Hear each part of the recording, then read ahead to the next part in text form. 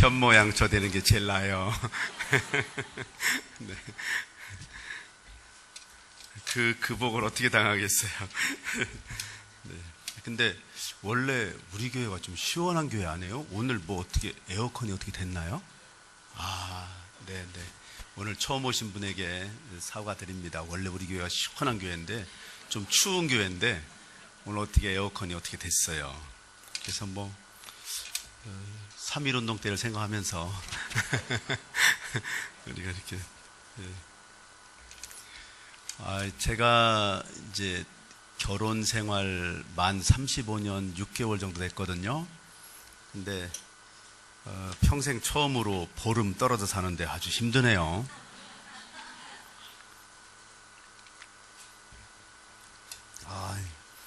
하여튼 여러분들 혹시 남편이 아내가 얼마나 소중한지 잘 모르는 분이 있으면요, 한 보름 정도 어디를 가세요. 아마 이렇게 얘기하면 매일 떨어져 사는 사람도 있고 나는 지금 15년 동안 혼자 사는데 뭐 보름 갖고 지금 얘기하냐고 그런 분이 있을지 모르겠어요. 근데 저는 이제 한 35년 넘게 이렇게 살다 보니까 이게 보통 일이 아니네요. 예. 네. 하여간에 뭐 밥 사줄 분 있으면 지금 사주면 좋아요. 이게 도대체 힘들어요. 네.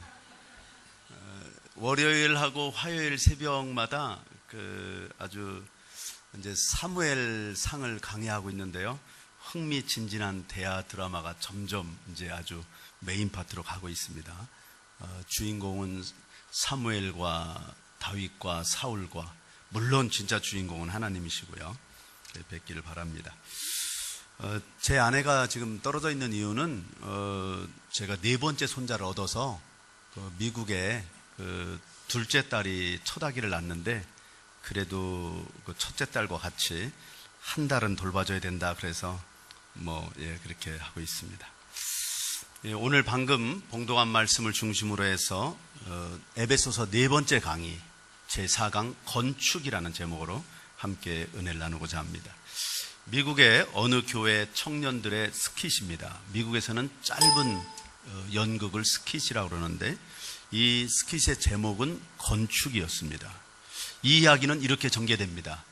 갑자기 배가 막 난파됐는데 막 살을 나고 수영을 하다가 청년 몇 명이 겨우 무인도 비슷한 섬에 그냥 구사일생으로 살아서 도착했습니다. 도착해서 보니까 섬 한 모퉁이에 건축 자재들이 쌓여 있습니다. 그래서 그 청년들이 서로 상의했습니다. 이 건축 자재를 가지고 무엇을 할 것인가. 그래서 한 청년은 아무래도 우리가 여기 언제 구조받을지 모르니까 여기 좀 살아야 될 것 같으니까 여기다 집을 짓자, 그렇게 제안했습니다. 두 번째 청년은 그것도 좋지만 얘기를 들으니까 미국은 제일 처음에 교회부터 짓다 그러더라. 우리도 교회부터 짓자. 청교도들 같이, 청교도 필그림스 같이 교회부터 짓자 그랬습니다. 근데 한 청년이 그 얘기를 듣더니 갑자기 다 조용하라 그러면서, 지금 아무리 생각해도 저 옆에 다른 섬이 하나 있는 것 같은데 그 섬에서 원주민들이 쳐들어오면 어떻게 막을 거냐고. 그러니까 살을 나면 이 원자재를 가지고 섬 주변에 담을 쌓자고. 그 말이 제일 나을 것 같아서 다 찬성하고 담을 한참 쌓고 있는데, 갑자기 낯선 청년 하나가 수영을 해서 이 섬으로 옵니다. 그래서 넌 누구냐고 체포했습니다. 했더니 나는 이 섬과 저 섬의 주인이신 우리 추장 아버지의 명령을 받아서 두 섬과 두 섬 사이에 다리를 놓으려고 내가 건축자재를 준비한 사람인데, 이 섬은 우리 건데 기가 막히게 너희들이 지금 뭐라고 그랬더니 저놈이 수상하다 그러면서 막 갑자기 달려들어서 때리고 막 죽이려고 달려듭니다. 그때 천둥 번개가 치고 무대에 불이 꺼집니다. 무대에 불이 다시 들어오니까 십자가가 있고 아까 수영에서 온 이 섬의 주인인 그 아들이 십자가에 매달려 있습니다. 그 추장의 아들이 죽어가면서 이런 멘트를, 유언적인 멘트를 반복하고 있었습니다. 나는 다리를 건설하려고 했는데, 나는 다리를 건설하려고 했는데 당신들은 담을 쌓았습니다. 이게 어쩌면 우리 교회들의 모습이 아닌지 모르겠습니다. 저부터도 예수님 믿으면서도 저밖에 몰랐고, 또 좀 나아가서는 우리 교회밖에 몰랐고, 좀 나아가서는 우리 교단밖에 모르고, 그 다음에 좀 더 믿음이 자라는 것 같더니 우리 한민족만 생각하고 타민족 생각도 못하고 그렇게 살았던 저였습니다. 오늘 본문의 배경이 되는 에베소도 그런 현상이 있었습니다. 에베소 교회의 모습 한번 보십시오. 어떤지. 에베소 교회, 정말 거기에 이방인들이 많았습니다.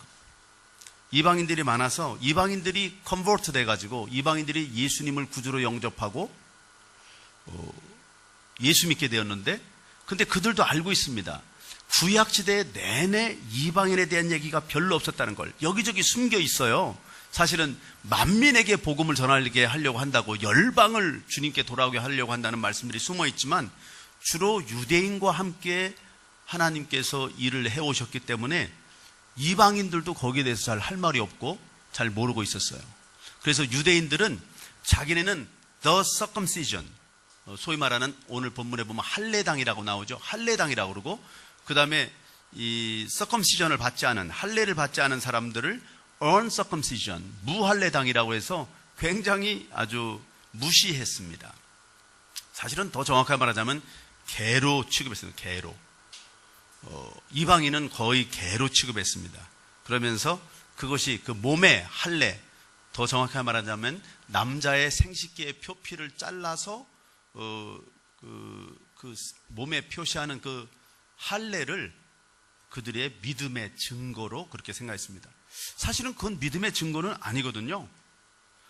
남자의 생식기의 표피를 자른다고 해서 그게 무슨 자기가 믿음이 좋아지는 것도 아니고 정결케 되는 것도 아닌데, 유대인 언약의 표시로 할례를 하라고 했던 것을 그들이 그 피지컬 마크를 아주 믿음의 증거로 삼고, 그 할례를 받지 않는 사람들을 욕할 때 이 할례 받지 않는 것들이 이렇게 말합니다. 근데 사실은 우리 모두가 그런다고 해서 깨끗하게 되는 게 아니거든요. 우리 한번 성경 11절 말씀을 한번 같이 보십시다. 11절에 보면 같이 한번 봉독하실까요? 그러므로 생각하라. 너희는 그때의 육체로는 이방인이요 손으로 육체 행한 할례를 받은 무리라. 칭하는 자들로부터 할례를 받지 않는 무리라 칭함을 받는 자. 예. 그러니까 ceremonially unclean 하다는 거죠. 의식적으로 더럽다는 거죠. 의식적으로 볼 때, 종교 의식으로 볼 때 정결하지 못하다. 그렇게 말하는 건데, 그러면서도 사실은 종교 의식으로만 깨끗하지 못한 게 아니라 아예 더럽다, 개라고 생각하고, 그리고 특별히 하나님께서 아브람을 불러서 히브리 민족을 만드셨는데, 하나님께서 히브리 민족을 통해서 하나님을 보여주는 이유는 천하 만민이 복을 받게 하기 위해서였거든요. 근데 유대인들은 그걸 깨닫지 못했어요. 천하 만민의 복의 통로가 되라고, 예수 그리스도를 통해서 모든 사람들이 복을 받게 되는 그 일을 위해서 제사장 나라로 이스라엘을 부르셨는데, 그래서 이스라엘에게 하나님의 그 비밀인 말씀을 맡기셨는데, 그리고 이스라엘 족속에서 누군가는 오염되지 않은 인간으로 오셔야 하기 때문에 하나님께서는 이스라엘의 다윗의 족속 중에 한 사람을 그렇게 오게 하셨는데, 성령의 씨로 말미암아. 사실 저는 그 부분에 대해서도 처음에 예수 믿을 때는 굉장히 불만이 많았습니다. 이왕이면 우리 한민족을 택하셔서 우리 중에서 메시아가 오게 하셨으면 얼마나 좋았냐고. 왜 그러냐면 제가 예수 믿고 나니까 우리 부모님이, 아니 너는 왜 꼭 그렇게 서양 귀신을 믿어가지고 이렇게 하니까 우리 아버지는 유학자시고 서당 출신이시라서 또 불교 믿고 막 이러시니까 사실은 되게 옛날에는 불교, 유교, 무속신앙까지 다 같이 믿었습니다. 조선시대만 하더라도.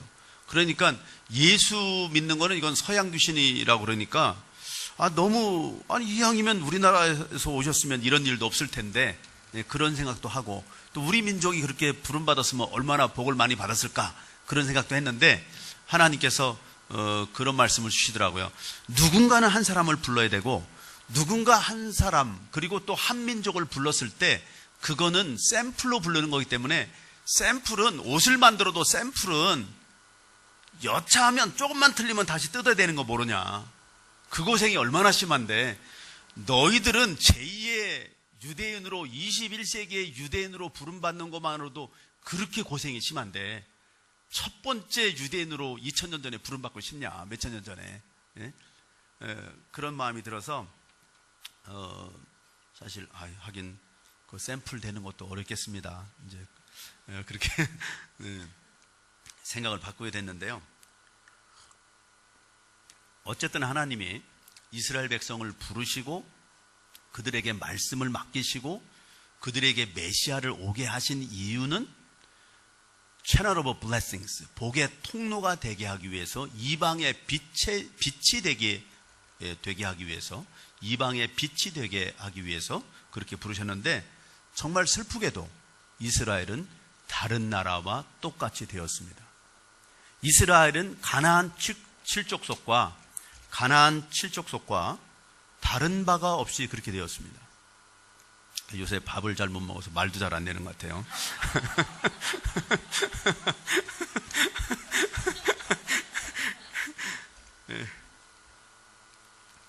근데 이스라엘이 이방 족속과 그렇게 같아진다는 게 이게 얼마나 심각한 문제예요. 요즘에 교회가 그렇다는 거예요. 교회가 다른 세상의 모든 조직과 확실하게 구별돼야 되는데, 교회가 세상의 다른 조직과 비슷하다. 사실 지난번에 미국에서도 아주 훌륭한 분이 한 두세 분 오셨었습니다. 저도 욕심 같아서는 막 소개하고 싶었죠. 그렇지만 그냥 아무개 권사님 오셨다고 그냥 끝냈죠.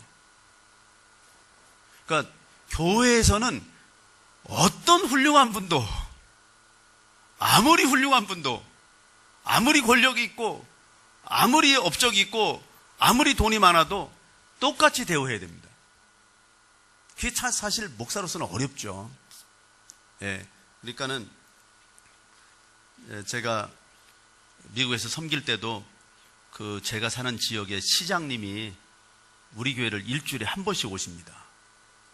그러면 시장님이면 그 지역에서는 정치적으로는 제일 권력 있는 분인데, 오셨다고 소개를 하자니 이게 교회의 원칙에 안 맞고, 소개를 안 하면 저분이 계속 오실까 걱정되기도 하고, 아니 계속 오셔야 되는 이유는 그분이 믿음이 좋아져야 우리 시가 복을 받으니까, 다른 욕심이 아니라, 정말로요.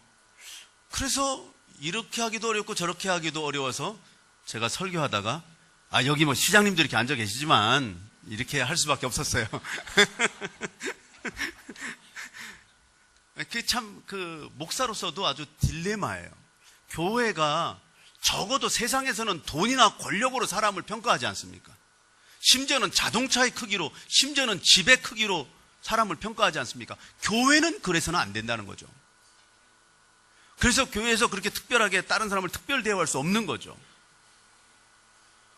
사실 저도요, 사람이라 이왕이면 저보고 빨리 밥을 사주겠다고 얘기하는 사람이 저분이 되면 좋겠다, 이런 생각이 있지요. 그렇지만 제가 어떻게 그런 얘기를 합니까? 네, 그런 생각, 내가 왜 이렇게 속된 생각을 하지? 이렇게 내려놔야죠, 그거를. 다 똑같으니까, 우리는 주님 안에서. 교회가 세상을 담지 않을수록 교회는 힘이 있습니다. 우리가 3.1운동 때만 하더라도 교회는 세상과 달랐습니다. 그때는 교회는 너무나 가난했고, 교회는 정말 서로 장로하지 않으려고 했고, 서로 목사하지 않으려고 했습니다. 사실은 제가 목사 될 때까지만 하더라도, 제가 목회자의 길을 지금 이제 32년째 걷고 있는데, 32년 전에만 하더라도 우리 목사의 인기가 형편없었습니다. 그래서 어느 정도 형편없었냐면, 이화여대에서 신랑감 우선순위를 냈는데 27등인가 했다는 거예요. 27등. 그 바로 앞에는 이발사 했다는 겁니다. 이발사. 네? 요즘은 목사가 1, 2등 해요. 근데 좋기도 하지만 위험하기도 하다. 교회가 이게 세상을 닮아가는 게 아니냐. 교회가 세상을 안 닮을수록 교회는 하나님 나라를 위해서, 세상을 위해서 많은 일을 할 수 있습니다. 근데 유대인들이 열방과 다를 때, 정말로 하나님 아버지 앞에 정결할 때, 성결할 때 세상을 향해서 많은 일을 할 수 있었는데, 유대인이 세상 나라와 똑같아졌어요. 유대 나라가. 그 누가 누구 보고 더 더럽다고 할 수 있겠느냐. 그런 걸 영어로는요, We are in the same boat, 그렇게 말합니다. 우리 같은 보트에 타고 있네, 우리. 네? 이제 뭐 빠지면 같이 빠지는 거, 그렇게 돼요. 그런데도 유대인들이 자기네는 다르다고 성전을 질 때부터 완전히 이방인의 뜰을 따로 만들었습니다. 그래서 어떻게 만들었냐면, 성전이 이렇게 딱 있으면 제일 성전에 가까운 쪽에 제사장의 뜰이 있습니다. 제사장의 뜰이. 그래서 제사장의 뜰 바깥에, 거기 제사장의 뜰은 레위 지파만 들어갈 수 있습니다. 물론 그 제사장의 뜰에는 그 번제단이 있고 물두멍이 있는데, 거기를 지나서 휘장을 열고 성소에 들어가면 그건 정말 당번인 제사장만 들어갈 수 있죠. 또 거기 딱 들어가자마자 왼쪽에 금초대가 있고 정면에 향단이 있고 오른쪽에 떡상이 있는데, 거기를 지나서 또다시 휘장을 열고 들어가는 건 Holy of Holy Place, 지성소기 때문에, 하나님이 만나주시기로 한 장소기 때문에 이스라엘 전체에서 딱 한 명 대제사장이, 그것도 1년에 한 번 양의 피와 소의 피에 의지해서 들어갈 수 있었죠. 그렇게 확실하게 구별되어 있었는데, 그 뜰도 레위인들, 제사장들만 들어올 수 있는 제사장의 뜰이 있었다고요. 그 제사장의 뜰 바깥의 쪽으로, 성전에서 더 멀리 쪽으로 이스라엘의 뜰이 있습니다. 이스라엘의 뜰은 이스라엘의 남자들이 거기까지는 들어올 수 있도록 그렇게 허용되었습니다. 이스라엘의 남자들이 들어올 수 있는 이스라엘 뜰 또 더 바깥에는 여인들의 뜰이 있었습니다. 여인들의 뜰이. 이스라엘의 여인들이 거기까지 올 수 있습니다. 근데 이 여인들의 뜰에서 5계단을 올라가면 약 1.5m 높이로 담을 쌓아놨습니다. 베리케이트를 쳐놨어요. 그리고 그 베리케이트를 지나서 다시 14개의 계단을 또 올라가면, 그러니까 여인들의 뜰에서부터 19계단을 올라가면, 바리케이트를 지나서 19계단을 올라가면 거기에 이방인의 뜰이 있었습니다. 그러니까 이방인들은 아예 성전에 가까이 오지도 말라, 이런 얘기예요. 유대의 역사학자 조세푸스에 의하면 유대인들에게만 허용되는 그런, 제사장의 뜰에 들어왔다면 이건 뭐 당연히 말할 것도 없고 사형이고, 이스라엘의 뜰에 들어와도 사형이고, 이스라엘 여인들이 들어오는 여인들의 뜰에 들어와도 사형이고, 이방인들은 오로지 이방인의 뜰까지만 와라. 근데 내가 속으로 생각할 때 그래도 다행인 건 이방인의 뜰이 좀 높잖아요. 계단을 19개 올라가니까 보이기는 할 것 같아. 그렇지만 만약에 이방인의 뜰에서 여인들의 뜰로, 이스라엘의 영내로 들어오는 자는 사형에 처한다고 경고문을 붙여놨습니다. 그러니 얼마나 완전히 이방인을 요즘 말로 하자면 메르스 취급하는 거예요. 메르스. 간단히 말해서. 여러분, 그러니까 배너 같은 영화를 보더라도 한센시병에 걸리면 아예 저쪽 그냥 동구 밖에, 마을 바깥에 동굴 속에 갖다 놓잖아요. 요즘에 메르스에 걸리면 부모님이라 하더라도 돌아가셨는데도 24시간 이내에 화장을 해서 장례를 그냥 치러버립니다. 부모님이라 하더라도 아마 내가 확인해 보진 않았지만 메르스로 돌아가신 부모님을 막 안고 부둥겨 울고 막 키스하고 이렇게 못할 겁니다. 아마 그렇게 못하게 할 겁니다. 국가에서. 그러니까 이방인을 그렇게 취급했다. 이방인 자체를 아주 그냥 재앙으로 여겼다. 이방인 자체를 벌레처럼 취급했다. 그럼 이방인들은 유대인들을 어떻게 생각했냐? 그럼 유대인들을 훌륭하게 생각했을 것 같아요? 그리스 로마 사람들은요, 유대인들을 또 야만족이라고 그랬어요. 문화도 모르는 것들, 인류 문화에 도움이 되지 않는 것들. 그래서 나온 게 반유대주의죠. 그래서 그 반유대주의의 아주 상징적인 존재가 히틀러고요. 결국 지금 우리 2000년, 3000년 동안의 역사를 한마디로 정리한다면 헤브라이즘과 헬레니즘의 싸움입니다. 유대교와 기독교를 중심으로 한, 기독교는 헤브라이즘, 유대교의 뿌리를 두고 있으니까요. 유대교는 아직 예수 그리스도를 모를 뿐이지 유대교가 믿고 있는 게 그것 빼놓고는 다 틀린 게 하나도 없습니다. 구약 성경 똑같은 거 봅니다. 우리랑 똑같은 거 믿습니다. 그러니까 이 세상에, 그냥 우리 쉽게 얘기해서 이 세상의 종교 중에 진짜 종교는 유대교와 기독교밖에 없습니다. 그냥 쉽게 얘기하면. 그럼 다른 종교는 어떡하냐? 우리 존경하죠. 제가 말했잖아요, 지난번에. 옆집 아저씨도 사람으로 존경한다고요. 그렇지만 내 남편은 하나밖에 없다고요. 옆집 아저씨도 다 사람이죠. 누가 옆집 아저씨는 다 죽이래요? 옆집 아저씨도 사람으로 인정하는데 내 생명을 걸고 내 인생을 걸고 나의 주님으로 모실 분은 예수님밖에 없다고요. 근데 이 유대교와 기독교의 뿌리가 되는 헤브라이즘과 이 그리스 문화, 그릭 컬처, 필로소피, 사이언스, 이게 전부 다 그릭 컬처잖아요. 그게 헬레니즘이라고. 그리스에 가서 여러분들이 그리스 아테네나 이런 데 가서 좀 대접을 받고 싶으면 그 나라를 그리스라고 부르지 말고 이렇게 말하면 사람들이 눈빛이 달라집니다. 역시 헬라 나라, 헬라, 이거 정말 괜찮은 나라야 이거. 헬라라고 한번 불러보십시오. 너무 좋아하죠. 그 사람들은 자기네가 헬라의 뿌리라고 믿고 있죠. 그리스 문화, 그리스 철학, 그리스에 시작된 과학, 그리고 그리스 그 일대가 결국은 로마로 바뀌잖아요. 이탈리아하고 그 그리스가 전부 다 로마의 중심지가 되잖아요. 그 로만 엠파이어, 로만 엠파이어는 정직하게 말하자면 문화가 없습니다. 로만 엠파이어는 힘만 있죠. 군사력, government and military power. 그래서 이 그릭 컬처를 로만 가버먼트가 백업하고 있는 거죠.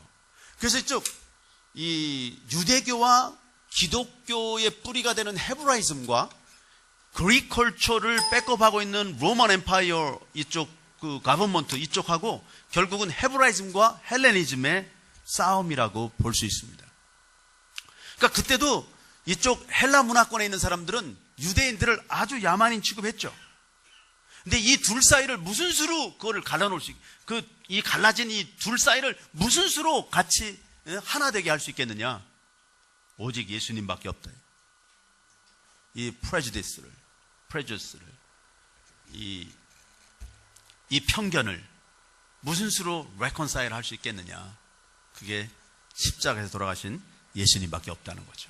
그게 14절의 말씀입니다. 우리 같이 한번 봉독합시다. 14절 같이 봉독하십니다. 그는 우리의 화평이신지라 둘로 하나를 만드사 원수된 것 곧 중간에 막힌 담을 자기 육체로 하시고, 예수님의 육체로 하셨습니다. 그래서 Christ is our peace.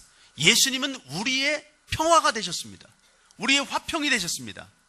He made peace. 이렇게 말할 수 있죠. 여기서 말하는 peace, 화평이라고 하는 것은 제가 좀 아까 말씀드렸던 팍스 로마나, 로마의 평화 같은 것이 아닙니다. 로마가 전 세계를 제패했을 때 평화가 있었습니다. 그래서 로마는 자랑했습니다. 팍스 로마나, 로마의 평화라, 그렇게 자랑했습니다. 그래서 지금 미국을 비난하는 사람들은 지금도 팍스 아메리카나 이렇게 말하죠. 다른 사람이 이렇게 얘기하면 미국 사람들 막 싫어할 겁니다. 저는 미국 시민권자니까 이제 저도 한국 다음으로는 미국을 사랑해요. 그리고 미국을 자랑스럽게 생각해요. 그런데 미국에 좋은 점이 많죠.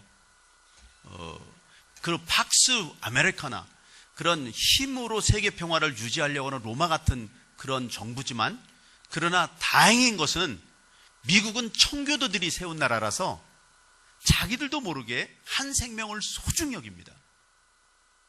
그래서 아무리 가난한 사람이라 하더라도 에머전시가 생기면 그 가난한 사람, 아무것도 없는 가난한 사람 하나를 살리기 위해서 헬리콥터가 뜹니다. 막. 그 뭐 직분이고 뭐 돈이고 뭐 패밀리 백그라운드고 따지지 않고, 만약에 헬리콥터를 띄워서 살릴 수만 있다면 헬리콥터를 막 띄웁니다.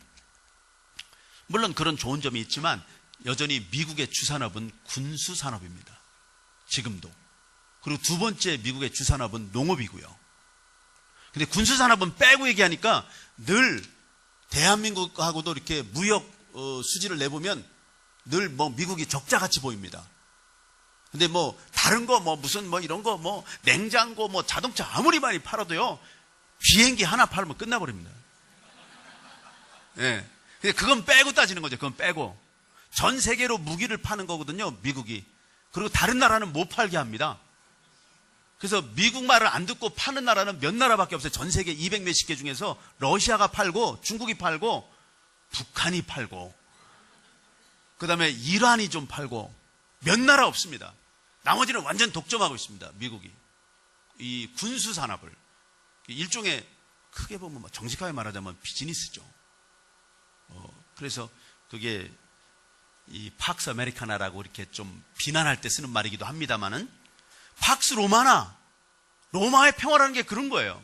제가 지난번에 말씀드린 적 있잖아요. 이 가정에 평화가 있어야 된다 그랬더니 어떤 분이, 우리 집은 늘 평화라고. 그래서 어떻게 평화냐 그랬더니, 하여튼 우리 집에서 누구라도 찍소리하면 내가 다 내버려 두질 않는다고. 그런 거는 평화가 아니에요. 여기서 말하는 평화는 헬라 말로 하자면 에이레네, 히브리 말로 하자면 샬롬이죠. 우리 한번 헬라 말, 히브리 말 한마디 배워봅시다. 에이레네, 샬롬. 이 샬롬이라고 하는 건 뭐냐면요, 모든 관계가 제대로 되어 있을 때 저절로 누리는 평화. 남편이 아내에게 합당하게 대하고, 아내가 남편에게 합당하게 대하고, 아들과 딸이 부모님에게 합당하게 하고, 부모님이 아들, 딸들을 노엽게 만들지 않고, 아들, 딸은 부모님에게 순종하고 부모님을 공경하면서 그렇게 누리는 평화. 그래서 이게 말하자면, 다른 말로 하면 영성이라는 거예요. 영성을 한마디로 말하면 right relationship입니다. 바른 관계. 누구하고의 바른 관계? 첫 번째로 하나님과의 바른 관계, 두 번째로 이웃과의 바른 관계, 세 번째로 물질과의 바른 관계. 물질적인 문제를 잘 해결하지 않으면 그건 영성이 없는 겁니다. 예를 들면, 예를 들어서 그런 분이 있어요, LA에. 그 장로님은 정말 너무 믿음이 좋아. 돈 문제만 빼놓고. 그럼 믿음이 안 좋은 겁니다. 아시겠죠? 이런 건 말이 돼야 한대요. 그 권사님은 너무 믿음이 좋아. 성격이 좀 안 좋지만. 말이 돼야 한대요. 말 안 됩니다. 성격은 우리 다 안 좋아요. 저도 안 좋고 여러분도 안 좋고 다 안 좋아요, 우리는. 그런데 하나님의 은혜로 성령의 지배를 받아서 우리가 하나님을 존중하고 남을 존중하고 배려하는 거예요. 그게 믿음인 거예요. 처음부터 성격 좋은 사람이 누가 있어요? 아무도 없죠. 아니, 제 네 번째 손자 얘가요, 나온 지 지금 아직 한 달도 안 된 애가 젖이 빨리 안 나온다고 막 송아지처럼 예? 송아지처럼 막 젖을 막 흔들어요. 빨리 안 나온다고. 예? 그래도 제일 성격이 좋은 애인데, 내가 본 애 중에서는. 예?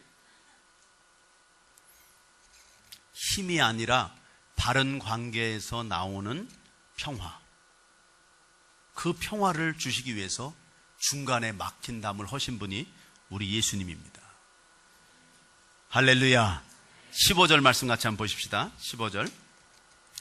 법조문으로 된 계명의 율법을 이는 이 둘로 자기 안에서 한 세 사람을 지어 화평하게 하시고. create. He created one new man out of the two. 양쪽 그룹 두 사람에서 one new man을, 하나의 새로운 사람을 create 했다고요. 영어로 보면 create라고 나와요. 새로 창조했다고요. 여러분, 새로 창조한 새로운 한 몸이 뭡니까? 교회예요, 그게. 가정과 교회는 하나님이 특별한 목적을 가지고 직접 창조하신 거예요. 여러분, 모든 정보도 중요하고 비즈니스도 중요하고 예체능도 중요하고 정치, 경제, 사회, 문화, 예술 모든 부분 다 중요합니다. 그렇지만 교회는 그들 중에 하나가 아닙니다. 이 성경에 써 있잖아요. 교회는 지금 하나님께서 그 세상과, 그러니까 헤브라이즘과 헬레니즘의 그 갈등하는 거를 하나님을 믿는다고 하는 사람들과 안 믿는다고 하는 사람들을 다 지금 어우러서 그들을 다 구원하기 위해서, 그들을 위해서 새로운 한 몸을 만들었는데, 더 정확하게 말하자면 유대인 크리스천들과 이방인 크리스천들, 이 둘을 하나 되게 해서 한 몸으로 만들어서 새로 창조한 게 교회라. 그러니까 교회는 one of seven mountains가 아닙니다. 교회는 이 seven mountains 중에 하나가 아니에요. 물론 seven mountains 중에 하나죠. 요즘에는 seven mountains라고도 했다가 12 mountains로도만 늘어났어요. 왜 교회는 다른 마운틴들과 비슷하게 취급할 수 없습니까? 교회의 머리는 예수님입니다. 교회는 예수님의 몸입니다. 물론 세븐 마운틴스도 중요하죠. 다 똑같이. 여러분, 이런 거나 똑같아요. 남편이 머리가 된다. 그러니까 아내들이 다 기분 나빴어요. 그래서 제가 뭐라고 설명한 줄 알아요? 아니, 펑션만 남편이 머리라고요. 그렇지만 아내는 간이고 아내는 심장이라고요. 그랬더니 그래요? 간이나 심장 도려내면 다 죽어요. 머리도 잘라내면 죽지만. 중요한 건 똑같이 중요해요. 그렇지만 간이나 심장이 머리에게 명령할 수는 없다고요. 세븐 마운틴스가 다 똑같이 중요해요. 그렇지만 다른 마운틴스가 교회에 명령할 수 없다고요. 교회가 다른 모든 마운틴스를 다 명령하고 지배해 나가야 되는 거라고요. 이끌어가야 되는 거라고요. 그게 하나님의 말씀이고 그게 하나님의 뜻이에요. 그걸 창조했다고 써 있잖아요, 하나님이. 교회는 하나님이 창조하신 거예요, 그냥. 직접. 간이나 심장이나 다 중요합니다. 그렇지만 머리의 지배를 받아야 됩니다. 아내 더 소중할지 몰라요. 아내는 간과 같고 아내는 심장과 같아요. 근데 간이나 심장이, 아니면 심지어는 손이 시렵다. 그럼 머리에게 나 손이 시렵다고 보고만 하면 되지, 결정은 머리가 하는 것이지, 손이 자기가 막 힘이 세다고 머리에게 명령하기를 내가 손이 시려우니까 불을 쬐라고 해, 그렇게 머리에게 명령하면 그런 걸 돌았다 그래요. 에? 무슨 얘기인지 아세요? 그러니까 세븐 마운틴스가 다 중요해요. 근데 모든 은혜는 교회를 통해서 세븐 마운틴스로 흘러가는 것입니다. 교회가 머리 되는 것을 인정할 때, 여러분, 제가 지난번에 말씀드렸잖아요. 아내가 뭐든지 다 자기 마음대로 할 수 있다고. 사실은 남편을 마음대로 주물를 수 있어요. 이런 비밀을 얘기해 드려도 되나 몰라요. 네? 어떻게 하면 마음대로 주물를 수 있냐면요, 두 가지만 하면 돼요. 남편을 머리로 인정하면 돼요. 머리로 인정한다는 게 잘 감이 안 잡히는 분들은 남편을 왕으로 인정한다고 생각하면 돼요. 왕이 다 컨트롤하는 거잖아. 그리고 남편에게 명령만 안 하면 돼요. 그럼 어떻게 내가 원하는 걸 하냐? 간단하다니까요. 자기가 원하는 걸 전부 다 그냥 보고만 하면 돼요. 보고만. 뭐든지. 제가 지난번에 그랬잖아요. 다이아몬드 세트를 얻을 수 있다고. 그럼 나도 다이아몬드 세트가 있으면 좋을 텐데. 이 정도만 하라 했죠. 자동차 만약에 큰 게 필요하면 나 자동차 큰 거 있으면 참 좋겠다. 자동차를 사라 그러면 월권입니다. 그게 무슨 얘기인지 아시겠죠? 지금 교회와 세븐 마운틴스도 그렇고 예수님과 우리 사이도 그렇고 남편과 아내 사이도 그런 겁니다. 그게 창조의 질서입니다. 창조의 질서를 존중하는 자가 곧 하나님을 존중하는 겁니다. 하나님이 그렇게 창조했기 때문에 그렇게 하면 모든 게 다 복을 받습니다. 우리 사랑의 공동체가 복을 받는 비결이 뭘까요? 교회를 그렇게 소중히 여기는 거예요. 그러면 교회를 막 그렇게 소중히 여기는데 나머지 모든 게 막 그냥 늘어나 버려요. 그냥 할렐루야. 그렇게 되는 거예요. 여러분들이 가정이 잘 되는 비결은 교회를 소중히 여기는 거예요. 교회는 하나님이 그 둘을 다 합쳐가지고 하나의 원 뉴맨을 창조했다고, 크리에이트 했다고요. 2000년 동안 하나님은 이 교회를 통해서 교회를 포함한 모든 세븐 마운틴스를 다 복받게 하셨습니다. 교회가 힘을 얻어야 일터교회도 힘을 얻고 가정도 복을 받습니다. 근데 교회가 어떻게 힘을 얻냐고요? 교회는 세상과 달라야 합니다. 그래서 저도 경영학을 배웠지만, 돈 벌 줄 알지만, 그리고 집을 사서 어느 누구보다도 재테크를 할 줄 알지만, 제가 평생에 집을 사지 않고 평생에 땅을 사지 않고 평생에 증권을 사지 않은 이유가 어쩔 수 없이 저는 제 역할이 교회는 세상과 다르다는 걸 보여줘야 되는 역할이니까. 근데 솔직히 말하자면 막 그렇게 노력을 할 뿐이지 별반 다른 게 없어요, 제가. 그래서 내가 여기 앉아서도 계속 회개하다 올라왔어요. 그게 아주 심각한 문제라니까. 아니, 목회를 지금 설교를 시작한 지 32년인데 아직도 안 달라지면 나 언제 달라지는 건지 모르겠네. 이거 심각해요, 아주.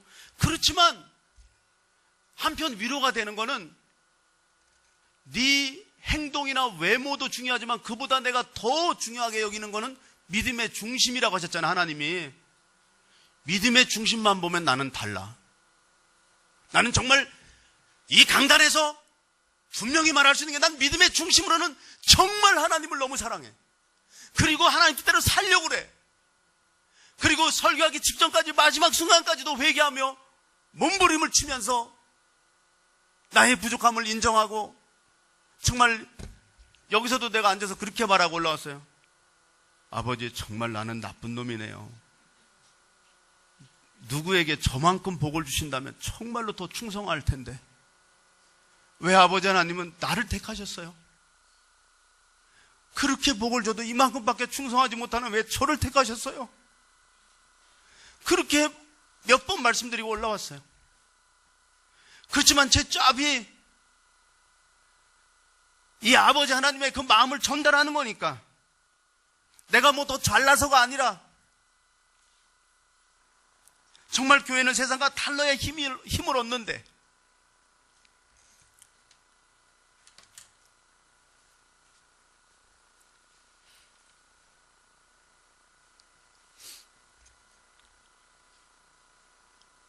우리가 구원받기 이전에 옛날 모습은요, 모든 게 다 서로 분리되는 거예요. 그런데 새로운 창조물 예수 그리스도의 몸된 교회 안에서는 모든 게 다 은혜로 하나가 되는 거예요. 예수 믿기 이전에는 유대인과 그리스인이 완전히 달랐습니다.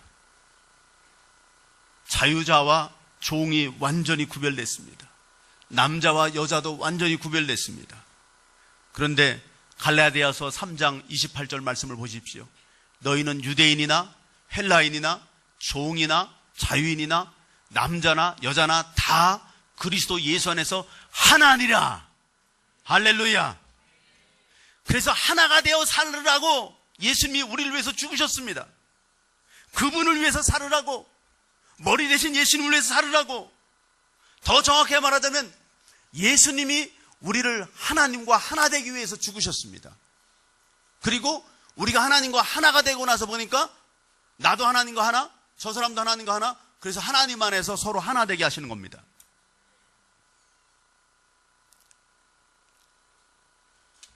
이방인과 이방인이 하나 되는 길은 예수님과 각자 하나 되는 길밖에 없어요.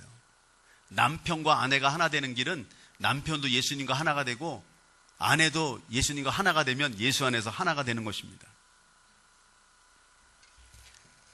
유대인이나 이방인이나 자기들 힘으로는 하나가 될 수 없습니다. 왜냐하면 쉽게 말하면 교만하기 때문이죠. 이방인들은 무엇을 교만합니까? 자기들의 업적과 군사력 가지고 교만합니다. 유대인들은 무엇을 가지고 교만합니까? 자기들의 믿음과 영적인 전통 때문에 교만합니다. 교만은 어떤 문제가 있습니까? 우리 눈을 멀게 합니다. 그래서 눈이 어떻게 멀어집니까? 다른 사람의 잘못은 크게 보이고 자기 잘못은 안 보이는 겁니다. 교만한 사람들의 특징은 그겁니다. 우리 예수님이 하나 되게 하신다고 하는 것은 예수 믿으면 교만할 수가 없어요. 어떻게 교만해요? 자기 힘으로 구원받지도 못한 주제에, 매일 용서받고 있는 주제에 어떻게 교만하단 말입니까? 그래서 오늘 14절 말씀에도 보면 하나 된다고, 14절 한번 보면요, 그는 우리의 화평이신지라 둘로 하나를 만드사, 하나를 이렇게 강조하고 있잖아요. 15절에 보면 또 one new man, 둘이 새 한 사람, 세 사람을 지었다고. 세 사람을 짓는데 one new man을 지었다고 창조했다고 말씀하고 있잖아요. 16절에 보면 또 뭐라고 말씀하고 있습니까? 16절에 또 십자가로 이 둘을 한 몸을 만들었다고요. 18절로 넘어가서 보면 뭐라고 말씀하고 있습니까? 18절 같이 한번 봉독하십시다. 이는 그로 말미암아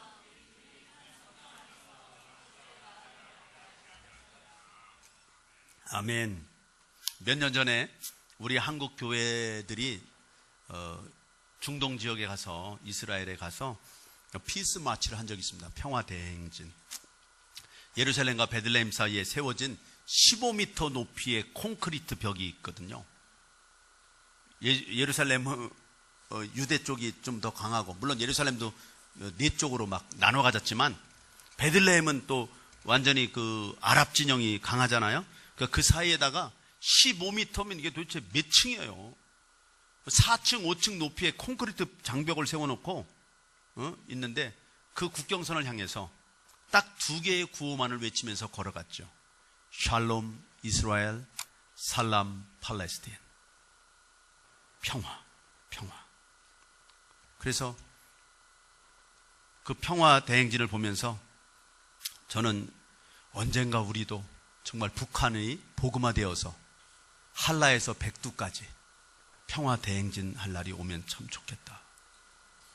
그래서 복음으로 통일이 돼야 되고 평화적으로 통일이 돼야죠. 무력으로 통일이 되면 안 되죠. 무력으로 통일되면 100년도 더 뒤로 거꾸로 가요. 남한이고 북한이고 다 완전히 이제 한 50년, 100년을 복구해야지 이만큼 복구할 거예요. 전쟁이 나면 안 돼요. 남한도 북한도. 물론 우리는 이슬람 사람들하고도 전쟁을 하면 안 돼요. 그들을 사랑으로 변화시켜야지. 그렇지만 현실은 분명히 알아야 돼요. 한국에서 이슬람 사람들이 먹는 음식, 할랄이라고 하는 음식을, 왜 유대인들이 먹는 건 코셔라고 그래요. 그래서 얼마나 유대인들이 센지요. 유대인이 비행기 타면 그 사람만 먹는 코셔를 따로 갖다 줘요. 예? 그러니까 그거를 이슬람 사람들도 하겠다는 거 아닙니까? 그래서 그 이슬람 사람들이 먹는 음식을 할랄이라고 그러는데, 할랄은 아예 예를 들면 닭고기 요리를 한다 그러면 닭을 잡을 때부터 이스라엘의 종교 지도자 이맘이 기도하고 시작하는 거예요. 쉽게 말하면 알라에게 바치고 시작하는 거예요. 음식을 시작할 때부터. 근데 그걸로 끝나는 게 아니라 한 번 기도할 때마다 전부 다 카운트해서 돈도 내야 돼요. 네. 그렇게 해서 어쨌든 간에 자기들만의 음식을 만들어. 그래서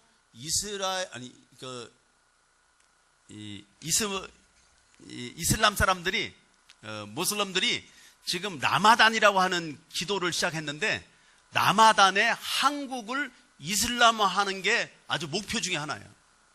그래서 태극기를 다 새긴 옷을 입고 기도하고 있어요. 한국을 이슬람화 되게 해달라고. 우리는 근데 놀고 있어요. 그 사람들은 금식하면서 그걸 기도하고 있다니까. 전 세계에서 모든 사람이 전부 다 태극기를 옷 입은 건 아니지만 많은 사람들이 태극기를 등에 붙인 옷을 입고, 그들을 미워하라는 얘기가 아닙니다. 우리는 지금 이렇게 어려운 세상에 살고 있습니다. 이슬람교, 불교, 그 외에 무속신앙을 비롯해서 힌두교를 비롯해서 많은 종교가 있는 데서 지금 섞여서 살고 있고, 그 속에서 우리는 예수 그리스도 안에서 화평을 이루어야 되고, 남북이 대치된 상태에서 지금 70년 동안이나 세상에 이거 짐승도 아니고 한 가족을, 부부를, 아들, 딸을 못 보게 하는 게 70년이야. 이게 말이 됩니까? 아니, 이게 개, 돼지도 그렇게는 안 한다니까요. 개를 몇 마리 낳았다가 하나 서울에 팔고 하나 부산에 팔면 못 봐요. 이게 우리가 무슨 짐승이에요? 70년간을 못 만나고 살고 있다니까. 제가 자동차를 타고 판문점을 지나서 개성을 갔다 온 적이 있는데 서울에서 50분밖에 안 걸립니다. 아니, 이럴 수가 있나 싶더라고. 내가 50분 만에 개성을 도착해가지고, 아니, 세상에 이럴 수가 있나. 50분이면 오는 거리를 70년 동안 막아놓고 못 만나게 하다니. 50분도 안 걸리죠, 사실은. 판문점까지는. 남북이 평화적으로, 복음적으로 통일되기를 주님의 이름으로 축복합니다. 성령 안에서만 가능합니다. 우리가 그러기 위해서는 먼저 교회에서 우리가 하나가 돼야 돼요. 근데 교회에서 하나 되는 게 이게 보통 과제가 아니에요. 시카고에서 그 주일학교 어린아이들이 얼마나 순진합니까? 근데 주일학교 어린아이들이 매일 버스를 타면, 교회 오는데도 버스를 타면 보면 전부 다 이렇게 백인, 흑인 따로 타는 거예요. 이쪽 백인, 저쪽 흑인. 저절로 그렇게 하는 거예요. 저절로. 그래서 주일학교 선생님이 막 역설을 하고 설교를 하고, 그러면 안 된다. 우리는 다 완전한 백인도 없고 완전한 흑인도 없다. 봐라, 다 비슷하지 않냐. 정확하게 말한다면 우리는 다 회색이다, 회색. 그렇게 얘기를 했는데, 그 다음 주에 보니까 그 중에 대장격인 어린아이가 이렇게 교통정리를 하더래. 밝은 회색 이쪽으로, 좀 어두운 회색 저쪽으로. 그거 어떻게 하면 좋겠어요? 그 정도로 이렇게 편견이 많아요, 우리가. 18절 말씀 한번 보십시다. 18절 같이 한번 봉독합시다. 18절 시작. 이는 그로 말미암아 우리 둘이 한 성령 안에서 아버지께 나아감을 얻길. 한 성령 안에서 아버지께 나아감을 얻고, 그래서 19절에 동일한 시민이 되는 거고 하나님의 권속이 되는 거고, 20절에 보면 예수님께서 친히 모퉁이 돌이 되시는 겁니다. 모퉁이 돌이 무너지면 건물이 다 무너지는 거 아시죠? 지난번에 제가 광개토 대왕 왕릉을 가봤는데 모퉁이 돌이 좀 이렇게 약간 밀렸어요. 그걸 보수해야 되는데 중국에서 보수를 안 하려고 그래요. 제발 무너져서 없어지기를 바라고 있어요. 광개토 대왕이 거기까지 다 점령한 증거잖아. 요새는 보여주지도 않아요. 제가 아주 십몇 년 전에 가서 그거부터 봤어요, 가서. 그래서 그게 이렇게 이렇게 모퉁이 돌이라는 게 무지무지하게 중요한 거더라고. 모퉁이 돌이 가라앉으니까요, 두 벽이 다 기울어져 버려요. 벽이 4개밖에 없는데 두 벽이 다 기울어져요. 예수님이 모퉁이 돌이 되어져서 우리가 다 그 모퉁이 돌을 중심으로 해서 이 서로 벽돌이 되어서 지어져 가고 있다고요. 함께 지어져 가고 있다고. 22절 말씀 같이 한번 봉독하십시다. 너희도 성령 안에서 하나님이 거하실 초소가 되기 위하여 그리스도 예수 안에서 함께 지어져 가느니라. 제가 함께 지어져 가는 얘기를 한번 드린 적 있죠?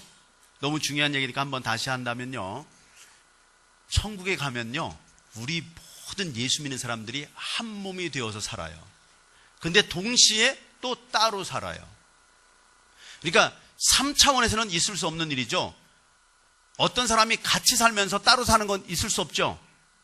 근데 그 무한대 차원의 모습을 예수님이 잠깐 보여주셨어요. 힌트로. 부활하신 예수님이 벌벌 떨고 문 닫고 막 다락방에서 벌벌 떨고 있는 제자들에게 어떻게 갔습니까? 문 열고 들어가셨습니까?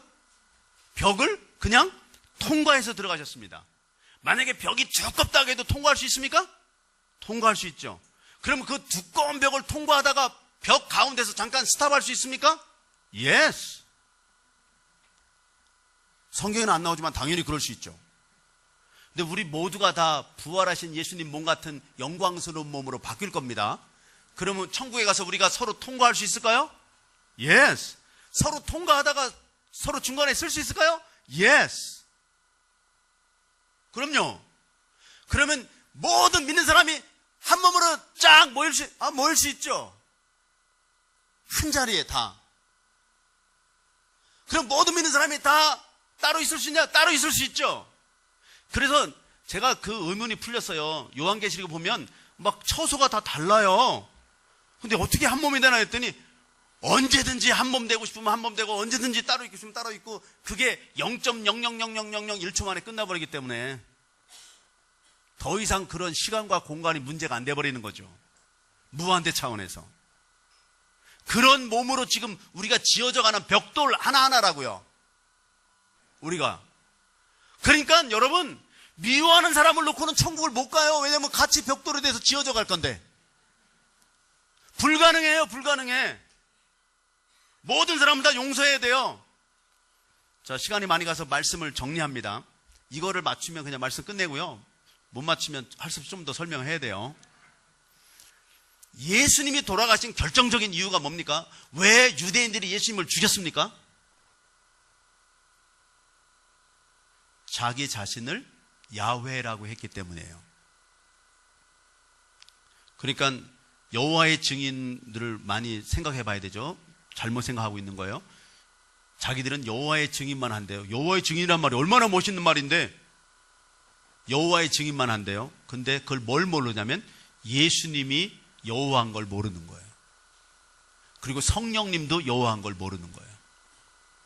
예수님이 여호와라고 주장해서 돌아가셨어요. 여호와의 이름이 I am이죠. 영어로는. 히브리 말로는 요드해 버브해죠. 근데 예수님이 I am이라고 하는 여호와라고 하는 이름을 요한복음에서 7번 이상 사용하고 있습니다. I am the bread, I am the light of the world, I am the resurrection and the life, 뭐 이렇게 해가지고 I am the gate, I am the way, truth and the life, 이런 거. 그래서 그 7가지나 I am이라고 하는 말을 쓰는데 I am이 하나님의 성함이라니까요. 그러니까 예수님이 돌아가신 결정적인 이유는 죄 많은 우리들이 하나님하고 하나가 되게 하기 위해서 돌아가셨다고요. 사도 바울이 돌아가신 결정적인 이유는 뭐예요? 사도 바울은 왜 그렇게 막 밥도 안 먹고 40명씩 유대인들이 금식을 해가며 사도 바울을 죽이기 전에는 밥도 안 먹겠다고 그래요? 이유가 뭐예요? 예수 믿으면 유대인과 이방인이 하나라고 한 오늘 에베소서 2장 말씀 때문입니다. 그러니까 우리가 하나가 안 된다는 얘기는 곧 예수님의 죽음을 헛되게 하고 사도 바울의 죽음을 헛되게 하는 거죠. 정말 우리가 예수님 안에서 하나가 되어서 하나가 된다는 얘기는 제일 퍼스트 스텝이 뭐냐면 용서를 하는 거예요. 사우스 캐롤라이나라고 미국의 그 남부 지역에 흑인교회 찰스톤이라고 하는 동네에 흑인교회가 있는데 거기서 어떤 백인 21살짜리 백인이 와가지고 총으로 9명을 죽였어요. 어저께 재판하는 과정이 이제 보도됐는데 근데 보도 내용을 보면 그 죽인 백인 21살짜리 백인은 그 죽은 유가족들의 얼굴을 못 쳐다보고 있어요. 근데 유가족들이 그 자기들의 가족을 어머니를 죽이고 할아버지를 죽인 자기들의 가족을 죽인 그 백인을 다 하나같이 용서한다고 말하고 있는 거죠. 근데 내가 거기서 성경의 비밀을 봤어요. 용서한다 그러면서 용서를 받고 있는 그 백인은 울지도 않고 쳐다보지도 못하고 두려워서 쳐다보지도 못하고 속으로만 덜덜 떨고 있어요. 그런데 용서하는 그 흑인들, 가족을 잃은 흑인들은 하나같이 다 울면서 얘기하고 있어요. 요셉이 그랬잖아요. 형들을 용서할 때 요셉이 울어. 형들은 안 울어. 죄진 사람들의 특징은 안 울어. 용서하는 사람은 울어요. 왜 우나 생각해 봤더니, 아니, 하나님이 용서하니까 용서하라고 내가 그러는데, 정말, 그래도 그렇지. 다리라도 좀 분질렀다가 용서를 해야지. 내가 이대로 용서해달라고 기도하면 정말로 용서받을 텐데, 그런 생각에 저절로 눈물이 나더라고요. 제가 해보니까 그래요. 해보세요. 모든 사람을 용서해야 됩니다. 정말 용서하고 우리가 서로 공사 중이라는 걸 깨닫고 서로 세워주며 하나가 되어서 하나님을 기쁘시게 하고, 정말 세상과 다른 교회, 그래서 세상이 두려워하는 교회, 세상을 변화시키는 교회, 그래서 교회가 잘 됨으로 가정이 잘 되고 여러분의 비즈니스가 잘 되고 모든 사회가 교회 때문에 변화되는, 하나님께로 돌아오는 놀라운 역사가 우리 꿈이 있는 교회에서부터 시작되기를 주님의 이름으로 축복합니다. 기도하겠습니다.